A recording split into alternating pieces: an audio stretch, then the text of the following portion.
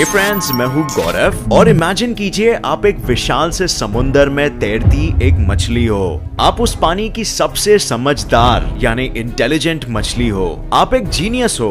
आप इतने समझदार हो कि आपको पता है कि समुंदर क्या है, इसके प्राकृतिक कायदे कानून क्या है, कैसे इसके स्पेस में आप आगे पीछे मूव हो सकते हो और बाकी दुनिया भर की चीजें।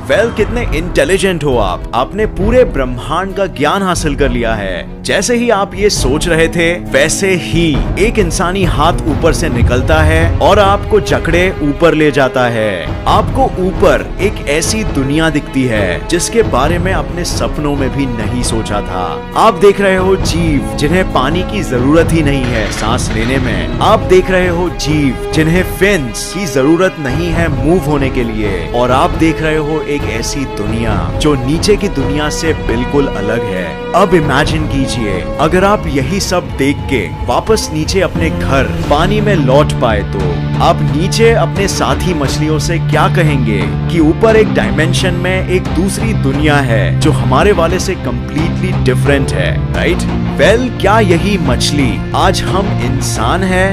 आपको तो पता ही होगा कि ब्रह्मांड का जन्म एक विशाल से धमाके में हुआ था जिसे कहते हैं द बिग बैंग। ये तो ठीक है और सभी जानते भी है, लेकिन हमें ये कैसे पता? जाहिर सी बात है हम तो वो समय वहाँ नहीं थे।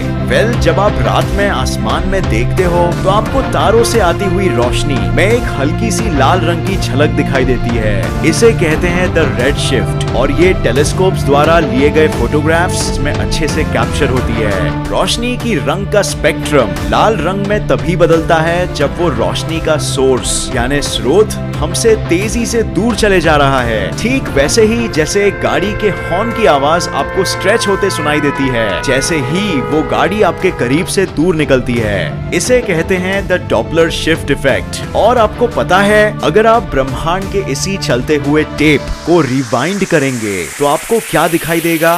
बिग बैंग, वो घटना जिसके होते ही सारे पार्टिकल्स और ऊर्जा एक दूसरे से दूर होते चले गए। स्पेस के वैक्यूम में प्रेशर उत्पन्न हो पाया जिसे हम आज डार्क एनर्जी कहते हैं। और ब्रह्मांड का अंत भी एक्चुअली निश्चित है। या तो एक दिन ग्रेविटी के वजह से सारे ऑब्जेक्ट्स आपस में टकरा जाएंगे और बिग क्रंच हो जाएगा, या तो डार्क एनर्जी के वजह से सारे पार्टिकल्स एक दूसरे से कोसों दूर चले जाएंगे और द बिग रिप में ब्रह्मांड खत्म हो जाएगा। लेकिन होगा जरूर, तो हम भी इसमें शायद खत्म हो जाएंगे, राइट? क्योंकि हम भी इसी ब्रह्मांड के अंदर ही तो है।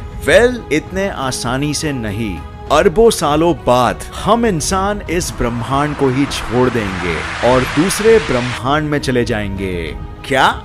अच्छा, मजाक कर लेते हो गौरव, आप जरूर सोच रहे होगे। बट आइए जरा हम फिजिक्स की दृष्टि से सोचते हैं। आज हमारे ब्रह्मांड में बहुत से रहस्य है। जैसे हमें नहीं पता कि डार्क मैटर क्या है, डार्क एनर्जी क्या है। हमें नहीं पता कि एक एटम का इलेक्ट्रॉन कैसे इतना विचित्र व्यवहार करता है कि एक सेकेंड वो इधर है और दूसरे सेकेंड नहीं, एक टाइम में ही दो जगहें मौजूद हो पाता है। हमें ये भी नहीं पता कि इलेक्ट्रोमैग्नेटिज्म नजदीकी दायरे में ग्रेविटी से इतना ज्यादा शक्तिशाली क्यों है। और सबसे बड़ी बात, हमें नहीं पता कि बिग बैंग क्यों हुआ। क्या ये सब चीजें इनकम्प्लीट नहीं लग रही है? ये कुछ ऐसी बात हो गई कि मछली पानी पे पड़ते सूरज की रोशनी को देख रही है और मेजर कर रही है एकदम सटीकता से, पर उसे ये नहीं पता चल रहा कि ये एग्जैक्टली क्या है और इसका स्रोत कहाँ है। पर अगर हम किसी और डायमेंशन यानी आयाम से और सभी चीजें देख पाए तो ये सभी पहलू आपस में जुड़ जाएंगे एक पजल की तरह और फिजिक्स के लॉज को हम बेहतर समझ पाएंगे। आज कुछ साइंस थियरीज है जिसका मानना है कि हमारी वास्तविकता में 12 डायमेंशंस यानी आयाम है जो हमारे पूरे ब्रह्मांड में सभी कुछ को एकजुट बना सकते हैं, सारे अनआंसर्ड क्वेश्चंस को आंसर कर सकते हैं। और ये 12 नंबर क्यों?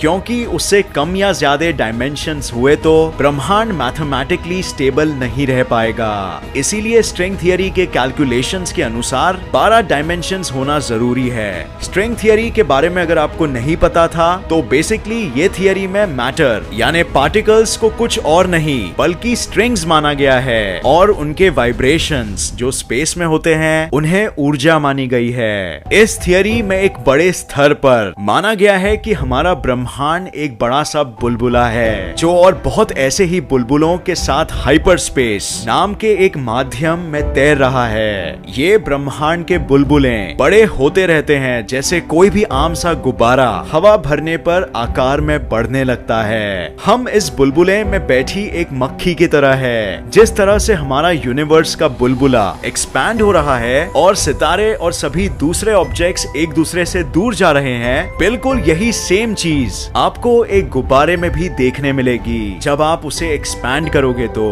दो पॉइंट्स के बीच दूरी बढ़ते दिखेगी, जबकि ऐसा कोई पॉइंट नहीं है जहां से गुब्बारा एक्सपैंड हो रहा है। इसीलिए बिग बैंग का कोई पॉइंट नहीं है जहां से स्पेस बाहर के लिए एक्सपैंड हो रहा है। स्पेस हर जगह से एक्सपैंड हो रहा है जैसे वो गुब्बारा। हमारा ब्रह्मांड भी बिल्कुल ऐसा ही है। डार्क एनर्जी पूरे स्पेस को हर जगह से एक्सपैंड कर रही है, लेकिन ऑफ कोर्स हम ये सब नहीं देख सकते।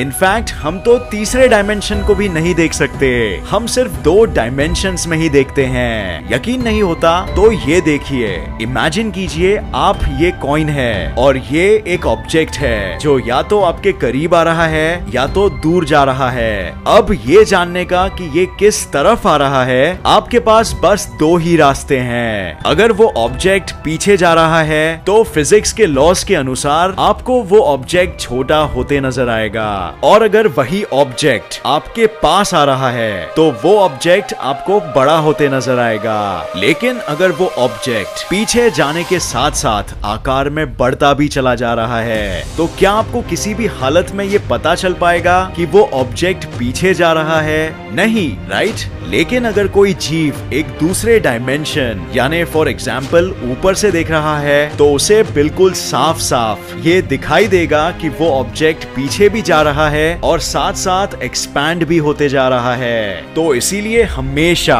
किसी भी जीव को वो जिस डायमेंशन की दुनिया में रहता है उससे एक डायमेंशन कम में ही दिखाई देगा।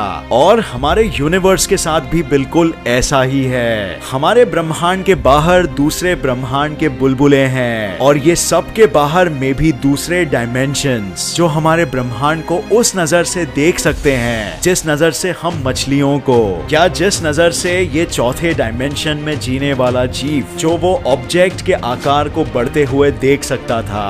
और इसी वजह से हम डार्क मैटर को भी नहीं देख सकते हैं, क्योंकि हो सकता है कि वो कोई दूसरे डायमेंशन में किसी दूसरे यूनिवर्स का मैस है जो हम देख नहीं सकते, बस उसकी ग्रेविटी को फील कर सकते हैं। क्योंकि ग्रेविटी ऑफ कोर्स एक ऐसा बल है जो सारे डायमेंशंस को इफेक्ट करता है। और फाइनली ऐसा भी हो सकता है कि ये हायर डायमेंशंस में दूसरे जीव यानी एलियंस भी रह रहे हैं जिनकी नजर हम पे पड़ी रहती है और हमें पता भी नहीं चलता।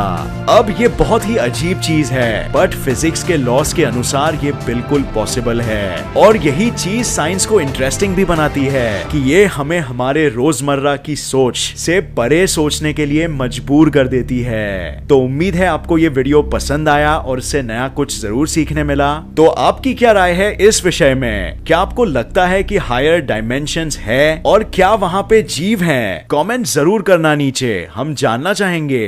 अगर आपको ये वीडियो पसंद आया तो इसे लाइक और शेयर करना मत भूलिए, और ऐसे ही साइंस वीडियोस के लिए इस चैनल को सब्सक्राइब करके नोटिफिकेशन बेल ऑन करना मत भूलिए। और मैं आपको नेक्स्ट वीडियो में मिलूंगा ऐसे ही किसी इंफॉर्मेटिव वीडियो के साथ। तब तक के लिए देखते रहिए और सीखते रहिए।